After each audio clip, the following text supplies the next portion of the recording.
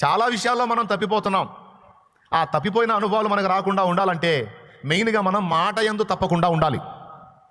మనం మాటను కానీ కంట్రోల్ చేసుకోగలిగితే ఇక అనేక విషయాల్లో తప్పిపోతున్నాం అన్న మాటకి ఛాన్సే లేదన్నాడు. అది దాని అర్థం. దేవునికి స్తోత్రం కలుగును గాక. చెప్పండి గట్టిగా. మనమందరము అనేక విషయములలో తప్పిపోతున్నాము.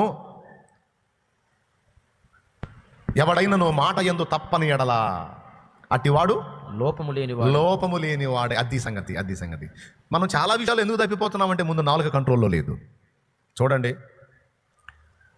ఒక వ్యభిచార పాపానికైనా, కొట్లాట పాపానికైనా, ఆఖరికి ఏ పాపానికైనా ముందు మనం నోరు వాడతాం. చూడండి, ఒక స్త్రీ పురుషుణ్ణి శోధించాలన్నా, పురుషుడు స్త్రీని శోధించాలన్నా, ఆదికాండంలో హవ్వని సర్పం శోధించిన నోటితోనే. చూడండి, మాటలతోనే. మీరు చాలా అందంగా ఉన్నారండి. ఏంటోనండి బాబు, మిమ్మల్ని చూసిన దగ్గర నుంచి అసలు నాకు నిద్ర పట్టట్లేదండి. కళ్ళు మూసినా మీరే కనపడదు, కళ్ళు తెరిచినా మీరే కనపడదు. ఎక్కిస్తాడు. అదే టైపులో స్త్రీ జంటను గురించి, పురుషుని గురించి మాట్లాడితే ఇక వీని కూడా ఆకర్ష. అవునా? పాపానికి ముందు కళ్ళు ఒకవేళ చూసి ఆకర్షింపబడినా మాటతో ముందు వ్యవహారాన్ని మొదలు పెడతాడు. అది పాయింట్.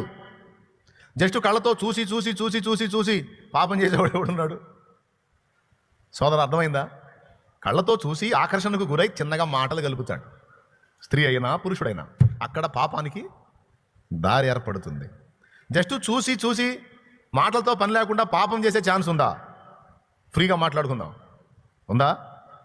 ఎట్లా కుదురుతుంది సార్? మాట్లాడినప్పుడు అవతల వ్యక్తి యొక్క ఆంతర్యం దొరుకుద్ది మనకి.